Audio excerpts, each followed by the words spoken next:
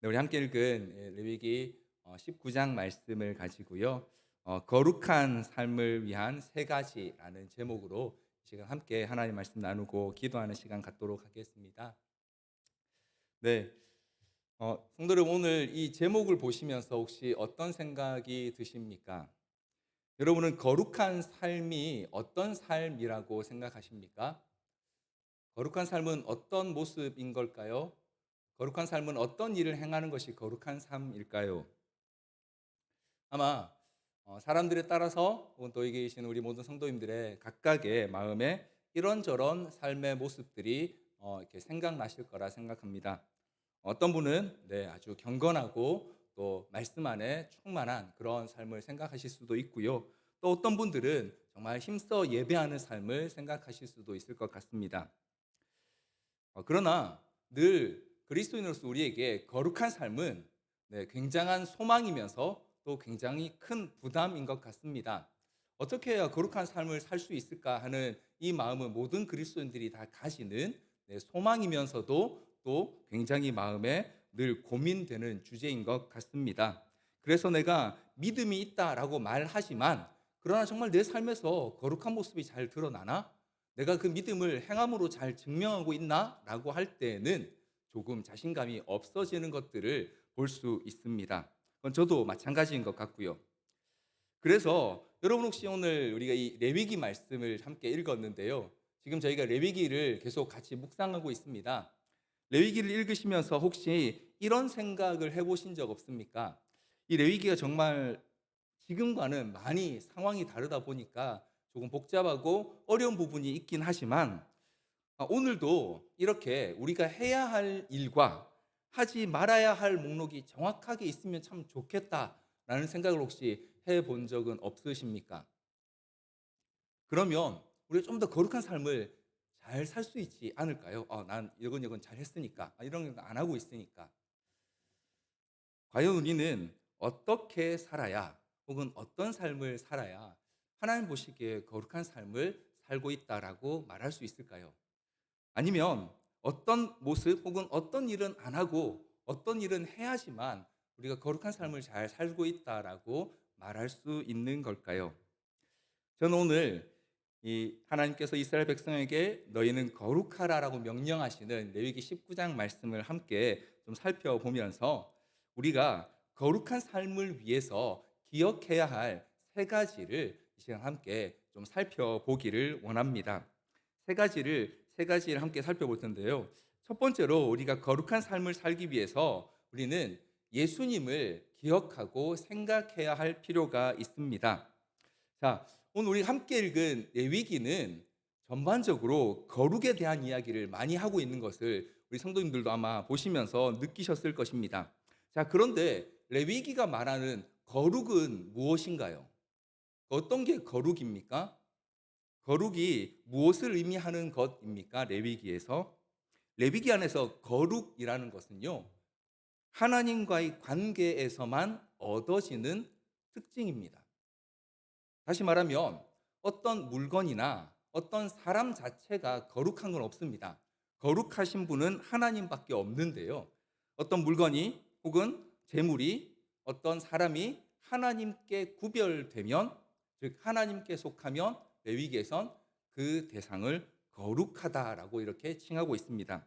예를 들어서 성소에 있는 물건들, 하나님의 그 성막에 구별되어 드려진 물건들은 그 물건들 자체가 금으로 만들어졌다고 해서 혹은 특별히 잘 만들어졌다고 해서 거룩한 게 아니고요. 하나님께 드려지는 순간 그것들은 거룩한 것으로 구별됩니다. 재물 또한 마찬가지입니다.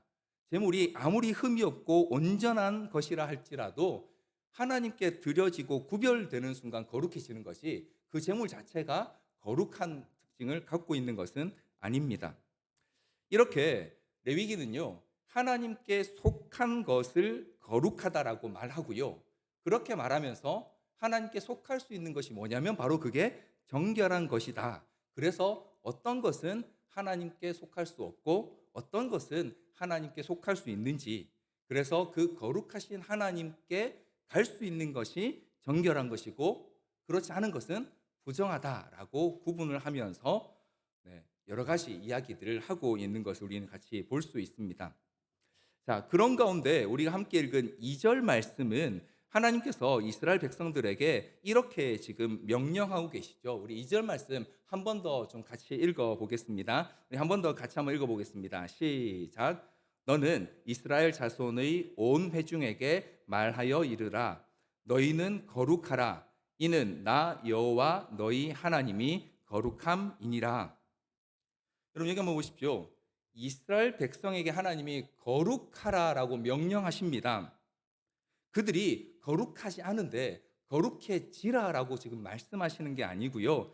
이스라엘 백성이 거룩하라라고 명령하시는 근거가 뭐냐면 이는 나 여호와가 너희의 하나님이기 때문에 너희는 거룩해야 한다라고 말씀하시는 것이죠. 무슨 뜻이냐면 이스라엘 백성들이 원래 거룩했다거나 그들이 지금 뭔가 거룩한 일을 함으로써 거룩해져야 한다는 게 아니고요. 그들이 하나님의 백성으로 지금 구별되었기 때문에 하나님의 소유가 되었기 때문에 그들은 거룩하다는 것이죠. 그래서 지금 하나님께서 이스라엘 백성에게 거룩하라고 명령하시는 것은 너희의 지금 이런 것들이 안 거룩하니까 이렇게 거룩해져야 돼라고 명령하시는 것이 아니고요. 너희가 이제 내 소유가 돼서 거룩해졌으니까 그 거룩을 실행하라고 실천하라고 명령하시는 것입니다. 이스라엘 백성들이 어떤 일을 한다고 해서 거룩해지는 게 아니라는 것이죠. 하나님께 속했기 때문에 그들은 사실 이미 거룩한 백성입니다. 하나님의 백성입니다. 하나님께 구별된 온 세상에서 유일하게 선택된 민족이죠. 그런데 그런 그들에게 하나님께서 거룩하라. 내가 너희의 하나님이기 때문에 나와의 관계에서 너희가 얻은 이 거룩을 행함으로 나타내라고 그렇게 지금 말씀하시는 것이죠. 그래서 하나님께서 지금 이 레위기 19장에서 거룩하라고 명령하시면서 14번이나 나는 너희의 하나님 여호와니라 라고 하는 선언을 하십니다. 그들이 거룩해야 되는 이유가 뭐냐면 하나님께서 바로 그들의 하나님이 되시기 때문이라고. 그들의 거룩의 근거는 그들이 행하는 행위에 있지 않고 그들의 하나님이 바로 거룩하신 하나님이기 때문이다라고 그렇게 본문은 계속해서 이야기하고 있습니다. 왜냐하면 거룩은요, 이스라엘 백성들이 이룰 수 있는 것이 아닙니다. 하나님과의 관계에서 받은 것을 그들이 나타내는 것이 그들의 거룩한 삶이 되기 때문입니다. 그래서 이스라엘 백성들은 그들이 거룩한 삶을 살아야 할 이유를요, 어디에서 찾냐면 바로 거룩하신 하나님께서 그들의 하나님 되심, 바로 거기서 찾게 되는 것이죠. 그래서 지금도 유대인들은 600가지가 넘는 율법을 정해놓고 그 율법의 규칙을 지키려고 계속해서 살고 있습니다. 왜요? 자기들만이 하나님께 선택된 민족이라는 특별한 그 특권의식이 있기 때문입니다. 자, 그러면 오늘 저와 여러분은 거룩한 삶을 살기 위해서 무엇을 해야 할까요? 유대인들은 이스라엘 백성들에게는 하나님께서 내가 너희의 하나님 여호와임을 기억하고 너희는 거룩한 삶을 살라라고 명령하셨다면 오늘 우리는 어떻게 해야 할까요? 바로 우리는 그 거룩한 삶을 살기 위해 우리를 거룩하게 하신 예수님을 깊이 생각해야 합니다. 히브리서 3장 1절 말씀은 그런 우리에게 이렇게 말씀하십니다. 히브리 3장 1절 말씀 제가 한번 읽어드리겠습니다. 그러므로 함께 하늘의 부르심을 받은 거룩한 형제들아, 우리가 믿는 도리의 사도이시며 대제사장이신 예수를 깊이 생각하라 라고 말입니다. 예수를 깊이 생각하라 라고 말씀하시는데 예수님의 무엇을 깊이 생각해야 될까요? 그분이 어떤 분이신지, 그분이 어떻게 생기셨는지, 그분이 어떤 성품이셨는지를 생각해야 할까요? 히브리서 3장은 그 이어지는 본문에서 예수께서 우리를 위해 하나님 앞에서 어떤 일을 하셨는지를 설명해 주고 있습니다. 다시 말하면 예수를 깊이 생각하라는 것은 예수 그리스도께서 우리를 위해 하신 일을 기억하고 그것들을 깊이 생각해 보라는 것이죠. 왜요? 우리는 함께 하늘의 부르심을 받은 거룩한 형제들이기 때문입니다. 예수님께서 우리를 위해 하신 일을 굉장히 극적으로 보여주는 사건이 하나 있습니다. 바로 마가복음 15장에 기록되어 있는 예수님께서 십자가에서 죽으실 때 일어난 사건입니다. 마가복음 15장 37절부터 38절에 보면 이런 사건이 기록되어 있습니다. 예수께서 큰 소리를 지르시고 숨지시니라. 이에 성소 휘장이 위로부터 아래까지 찢어져 둘이 되니라. 성소의 휘장은 지성소와 성소를 구분하는 그 휘장입니다. 그 휘장이 위로부터 아래로 찢어지는 일이 예수님께서 또 십자가에서 죽으시던 그날에 있었습니다. 우리가 잘 알고 있는 것처럼 성소와 지성소의 구분이 사라졌다라는 것이죠. 자, 그런데 이 사건이 무슨 의미를 우리에게 보여주는 것일까요? 레위기의 관점에서 보면 이 사건은 그러면 율법이 폐지된 걸 이야기하는 것일까요? 더 이상 그런 구분, 성소와 지성소의 구분은 필요 없어 라는 것을 말해 주는 것일까요? 그래서 더 이상 율법이 우리와 관계없는 것이 된 것일까요? 예수님께서는 이 땅에 계실 때 자신이 율법이나 선지자를 폐하러 온 것이 아니라 완전하게 하려, 완성하기 위해 오셨다라고 마태복음 5장 17절에 말씀하셨습니다. 자, 그렇다면 이 사건은 어떤 율법을 완성하신 사건일까요? 레위기의 핵심은 앞서도 말씀드린 것처럼 하나님의 거룩에 속할 수 있는 정결한 것과 정결하지 못한 것, 즉 부정한 것을 구분하는 것에 있습니다. 그래서 거룩을 지키는 것, 어떻게 하면 하나님께 나아갈 수 있는 정결한 상태로 유지할 수 있는가가 바로 레위기의 핵심입니다. 자, 그런데 이 정한 것과 부정한 것을 구분하는 이 율법이 이것이 바로 이 레위기 율법의 가장 핵심인데요. 그런데 성소의 휘장이 찢어지면서 성소까지는 제사장들도 제물의 피가 있으면 들어갈 수 있었습니다. 그런데 그 휘장이 찢어지면서 이제 하나님이 계시는 지성소, 하나님의 보좌 앞에 우리도 나아갈 수 있는 길이 생기게 된 것이죠. 무슨 뜻입니까? 이전까지 정한 것과 부정한 것, 또 구별된 사람만이 나아갈 수 있는 그 지성소가 이제 모든 사람에게 열렸다는 것입니다. 즉, 부정하고 정한 것을 구분하던 이 율법이 완성되어서 예수 그리스도의 영원하고 완전한 속죄 제사로 모든 부정한 것들이 정결케 되었음을 보여주는 사건이 바로 이 성소의 휘장이 찢어진 사건인 것입니다. 그래서 우리가 잘 아는 말씀처럼 하나님의 은혜의 보좌 앞에 나아갈 담대함을 얻게 된 것이죠.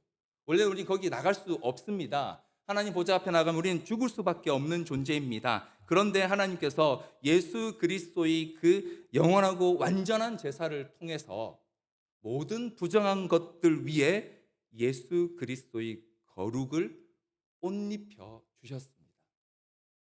우리에게 부정함이 없는 것이 아니고요. 여전히 우리에게는 부정한 것들이 남아있지만 갈라디아서 3장 말씀처럼 우리가 예수 그리스도로 옷 입어서 하나님께서는 이제 우리를 정결한 자로, 정결한 존재로 받으시기로 그렇게 결정하셨다는 것이죠. 그래서 우리는 거룩한 삶을 살기 위해서 예수 그리스도께서 우리를 위해 하신 이 일을 깊이 생각해야 합니다. 이제는 더 이상 우리에게 예수 그리스도 외에 다른 어떤 것도 우리를 정죄할 수 있는 것이 없어졌다라고 하는 이 사실을 말입니다. 우리의 거룩한 삶의 근거는 내가 할 수 있는 행동, 혹은 내가 가지고 있는 어떤 영적인 능력, 혹은 내가 행해야 할 어떤 것들에 의해서 결정되지 않고요. 이미 하나님 앞에서 그리스도의 십자가의 피로 정해졌습니다. 정결한 것으로, 거룩한 것으로. 그래서 우리는 말씀을 읽으면서 구약에 나오는 메시아의 예언들을 통해서 그리스도께서 우리를 위해 어떤 일을 창세전부터 준비하고 그리고 행하셨는지, 그분의 탄생과 그분의 성장의 과정과 또 죽으심과 부활과 그분이 이 땅에서 가르치신 그 모든 말씀들이 우리에게 이루신 일이 무엇인지를 날마다 생각하고 그것들이 우리에게 끼친 놀라운 은혜를 깊이 마음에 새겨야 합니다. 내 지식이나 경험이 아니라 말씀 안에서 우리를 가르치시는 성령의 가르치심을 따라 예수 그리스도를 깊이 생각하는 것만이 우리로 거룩한 삶을 살게 하는 능력이 되는 것입니다. 사랑하는 성도 여러분, 오늘 혹시 우리 예수님을 얼마나 생각하셨습니까? 오늘 여러 가지 일들 가운데서 얼마나 우리 주님을 기억하셨습니까? 저도 돌이켜 보니까요, 이 설교 준비를 하면서도 막상 예수님을 내가 얼마나 생각했지 생각해 보면, 설교 준비하느라 바빠 그 별로 생각을 못한 것 같습니다. 그런 차원에서 우리는 데살로니가전서 5장 17절 말씀을 다시 한번 이해해 볼 수 있습니다. 우리가 잘 아는 말씀처럼 데살로니가전서 5장 17절은 쉬지 말고 기도하라라고 말씀하시죠. 근데 이렇게 보면 다른 거 아무것도 안 하고 그냥 기도만 해야 하나라고 싶지만 라는 생각이 들지만 새번역 성경은 이걸 이렇게 번역했습니다. 끊임없이 기도하십시오. 다시 바꿔 말하면 끊임없이 예수님을 생각하는 그 일이 우리를 거룩한 삶을 살 수 있게 하는 첫 번째 능력이고, 그래서 우리는 거룩한 삶을 살기 위해 예수님을 깊이 생각해야만 합니다. 이렇게 예수님을 깊이 생각하는 것과 더불어서요, 두 번째로 우리가 거룩한 삶을 살기 위해서는 우리의 이웃을 생각해야 합니다. 오늘 지금 함께 읽은 레위기 19장에 보면 이 거룩하라는 명령 다음에 그 거룩을 실천하기 위해서 뭘 해야 하는지에 대해서 하나님이 아주 구체적으로 가르쳐 주고 계시는데요. 우리가 읽은 본문에도 이런 내용들이 나옵니다. 9절에 보면 밭 모퉁이까지 거두지 말고 내 떨어진 이삭도 줍지 말라라고 말씀하십니다. 10절에 보면요, 포도원의 열매를 다 따지 말고 떨어진 열매를 줍지 말고 가난한 사람과 거류민을 위해서 버려두라라고 말씀하십니다. 또 13절에 보면 이웃을 억압하지 말고 착취하지 말며 품꾼의 삭을 그날 안 주고 다음날 아침까지 가지고 있지 말라라고 명령하시고요. 14절에 보면 귀먹은 자를 안 들린다고 저주하지 말고 또 맹인 보이지 않는 사람 앞에 장애물을 놓지 말라라고 말씀하십니다. 15절은요, 재판할 때에 불의를 행하지 말고 공의로 재판하라고 말씀하시고요. 16절은 내 이웃의 피를 흘려 이익을 도모하지 말라라고 말씀하십니다. 그리고 우리 함께 읽지 않았지만요, 이 19장 후반부에 가면 이런 말씀도 있습니다. 32절에 보면 샌머리 앞에 일어서고 노인의 얼굴을 공경하라라고 말씀하시고요.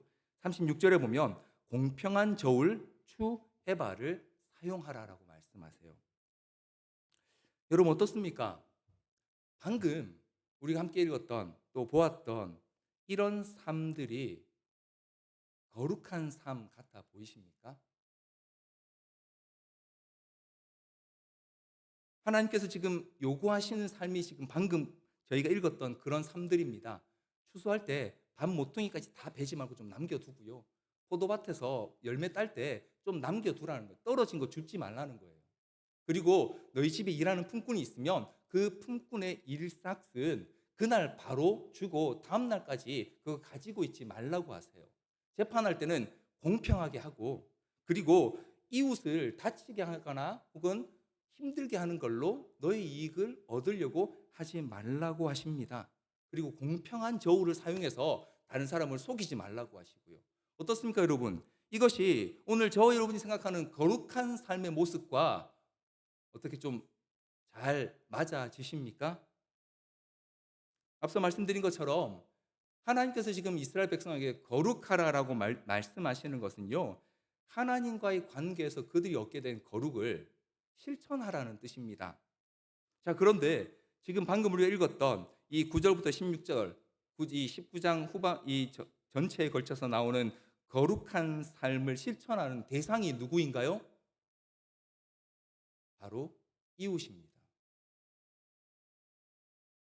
하나님께서 너희는 거룩하라고 명령하시는데, 그러니까 네가 하루에 몇 번 예배를 드리고 얼마나 기도하고 말씀을 얼마나 읽어야 하는지를 말씀하시지 않고요, 너의 이웃에게 공평하고 정의롭고 공의 있게 하라고 그렇게 명령하세요. 밥 모퉁이 그거 다 걷어서 너 혼자 먹을 생각하지 말고 너희 땅에 있는 가난한 자들과 거류민을 위해서 버려두는 그것이 거룩한 삶이라고 그렇게 말씀하고 있습니다. 그래서 우리는 거룩한 삶을 살기 위해서 이웃을 생각해야 합니다. 이것을 신약에서는 이렇게 표현하고 있습니다. 로마서 15장 2절 말씀인데요. 우리 같이 한번 읽어보겠습니다. 로마서 15장 2절 같이 한번 읽겠습니다. 시작. 우리 각 사람이 이웃을 기쁘게 하되 선을 이루고 덕을 세우도록 할지니라. 구약에서는 포도밭 모퉁이를 베지 않고 재판을 공평하게 하며 또 약한 자를 압제하지 않고, 그리고 이 임금을 착취하거나 하지 않는 것들에 대해서 말씀하셨던 이 내용들을 신약에서는 이웃을 기쁘게 하고 덕을 세우는 일이 바로 거룩한 일, 믿음이 강한 자가 해야 할 일이라고 말씀하고 있습니다. 하나님께서 지금 명령하시는 레위기 19장의 거룩한 삶은요, 영적인 영역의 것들을 말씀하지 않습니다. 이웃과의 관계의 영역에서 실천해야 할 행동으로 거룩한 삶을 이야기하고 계시는 것이죠. 그래서 이웃과의 관계에서 나타나지 않는 거룩은 거짓일 가능성이 매우 높습니다. 하나님과의 관계만 있는 신앙은 성경에 존재하지 않습니다. 나는 하나님을 잘 믿는데 이웃 사랑이 잘 안 돼. 아닙니다. 하나님 잘 믿지 않기 때문에 그런 겁니다. 나는 예수님이 날 위해 하신 일을 깊이 생각하는데, 근데 정말 이웃 사랑하는 건 아직 너무 어려워. 사실은 예수님의 사랑을 잘 몰라서 그런 겁니다. 그래서 우리는요, 거룩한 삶을 위해서 예수님이 우리를 위해 하신 일을 깊이 생각할 뿐만 아니라 우리의 이웃을 위해 내가 무엇을 해야 할지 생각해야 합니다. 그런데 이때에도 내 감정을 따라 생각하는 것이 아니고요, 성령의 도우심을 따라 생각해야 합니다. 한 가지 예를 들어 볼까요? 9절 말씀에 반 모퉁이를 다 베지 말라고 하셨습니다. 자, 그러면 베지 말아야 될 반 모퉁이의 넓이는 어떻게 결정해야 될까요? 어느 만큼이 반 모퉁이인가요? 네. 어떤 목사님은 이걸 계산해서 이만큼이라고 이렇게 이야기하신 적이 있다고 제가 들었는데요. 예를 들어 이렇게 한번 생각해 볼 수 있지 않을까요? 어떤 사람이 그날 추수를 하러 가야 됩니다. 그런데 이제 여기 계신 우리 성도님들처럼 그 전날 혹은 그날 새벽에 하나님 앞에 나가서 기도하고 말씀을 드리는데 마음에 정말 하나님이 너무 큰 은혜를 주시고 감동을 주시는 거예요. 그러면 그날 나가서 추수를 할 때 베지 말아야 될 반 모퉁이가 넓어질까요? 좁아질까요? 어떨 것 같으십니까? 여러분이라면 어떠실 것 같습니까? 넓어지겠죠. 그런데 늘 어떻게 하면 내가 좀 더 잘 살 수 있을까? 이 밭에 나오는 소출을 가지고 어떻게 하면 내가 우리 가족을 더 잘 먹일 수 있을까만 생각하는 사람이 그날 추수를 하면 반 모퉁이가 넓어질까요? 좁아질까요? 당연히 좁아지겠죠. 그게 거룩한 삶입니다.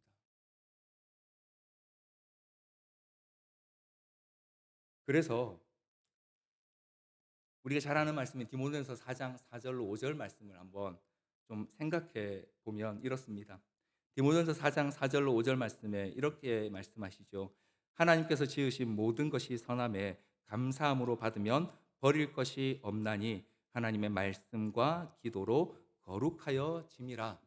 말씀과 기도로 거룩하여진다라고 하시는 이 말씀, 죄가 아닌 것은 우리가 얼마든지 행할 수 있다라는 것이죠.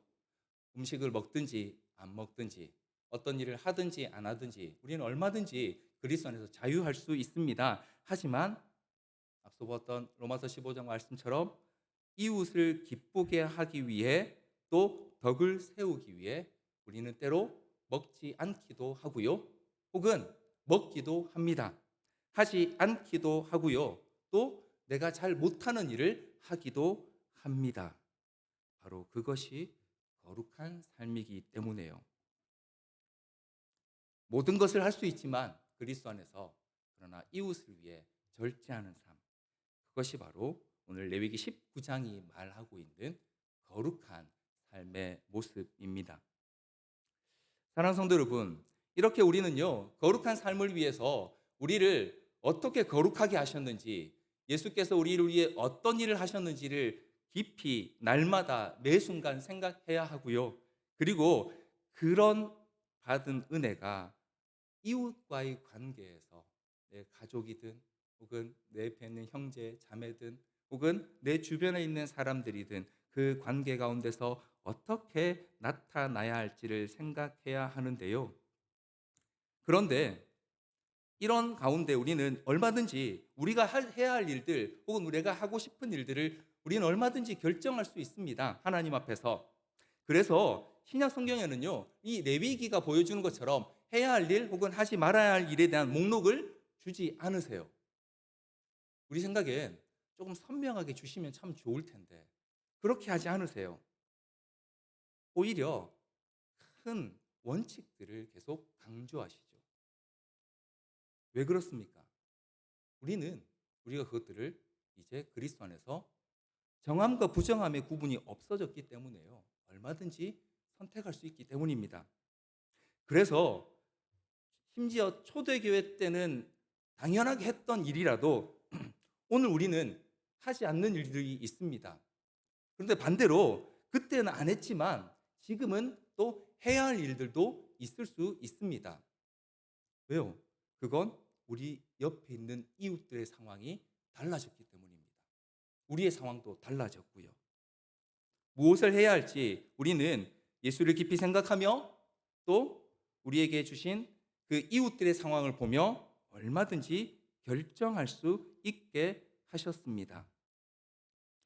그래서 우리는 모든 성도들이 다 하나님의 거룩한 제사장으로 부름받았다라고 그렇게 말씀으로 고백하는 거죠. 우리가 잘 알고 있는 베드로전서 2장 9절 말씀, 그러나 너희는 택하신 족속이요 왕 같은 제사장들이다라고 말씀하시죠. 무슨 뜻입니까? 너희가 이제 제사장들한테 지도받는 사람이 아니라 너희가 결정하고 하나님과 세상 사이에서 너희가 중보자가 될 수 있다는 거죠. 이웃들이 하나님의 거룩을 보게 하는 그 일에 너희가 이제 모두 다 제사장이라는 겁니다. 그래서 사랑하는 성도 여러분, 죄송하지만 이런 일을 제가 해도 될까요? 라고 목사에게 안 물어보셔도 됩니다. 목사가 그 결정해 주는 사람이 아니에요. 그건 여러분의 이웃의 상황과 여러분 마음에 성령께서 주시는 신앙의 양심을 따라 얼마든지 결정하게 하신 일입니다. 목사는 그걸 결정해 준 사람이 아닙니다. 목사도 날마다 내가 해야 할 일이 무엇인지를 혹은 할 수 있는 일이 무엇인지를, 해선 안 되는 일이 무엇인지를 고민하고 살아가야 될 사람 중에 한 명인 것이죠. 오히려 뭘 해야 할지는 저보다 우리 성도님들이 훨씬 잘 아실 수 있습니다. 자, 그런데 여전히 우리는 약함이 있죠. 앞서도 말씀드린 것처럼 그리스도께서 우리를 정결한 옷으로 입히셨지만 우리 안에는 여전히 죄의 유혹이 남아 있습니다. 그래서 때때로 우리는 내가 하고 싶은 것과 이웃을 위해 해야 할 것을 잘 구분하지 못할 수 있습니다. 그 연약함을 위해서 우리는 세 번째로 교회를 생각해야 합니다. 우리의 연약함 때문에 우리는 아직 죄에 얼마든지 유혹받을 수 있고 얼마든지 넘어질 수 있고 얼마든지 내 욕심을 하나님의 것으로 둔갑시킬 수 있기 때문에 모든 성도는 교회로 함께 지어져 가도록 부름받았습니다. 에베소서 2장 22절 말씀 우리 잘 아는 말씀인데요. 너희도 성령 안에서 하나님이 거하실 처소가 되기 위하여 그리스도 예수 안에서 함께 지어져 가느니라. 하나님 나라를 세워가는 거룩한 삶을 위해서 공의와 정의가 나타나는 거룩한 삶을 위해서 해야 할 일들이 무엇이고 또 그것을 해도 괜찮은지를 결정하며 때로는 서로 잘할 수 있도록 격려하고 서로 돌아보아 사랑과 선행을 격려하도록 교회 공동체로 우리는 부름받은 것입니다. 그래서 오늘 저와 여러분은 교회로 모여서 서로 치열하게 의논하고 함께 말씀을 가지고 고민해야 합니다. 예수님께서 우리를 위해 하신 일을 더 잘 기억하기 위해 우리가 어떻게 해야 될까요? 그 은혜 가운데 나의 이웃을 섬기기 위해 나는 무슨 일을 할 수 있는 걸까요? 혹은 제가 이렇게 하려고 하는데 이게 괜찮은 걸까요? 혹은 혹시 내 주변의 믿음의 가족들은 어떤 일들을 하고 계신가요? 서로 묻고 고민하고 때로는 격려하고 때로는 경계하면서 혹은 함께 해야 할 일은 없는지 살피면서 거룩한 삶을 살아가도록 우리는 교회로 받은 것입니다. 말씀을 정리하겠습니다.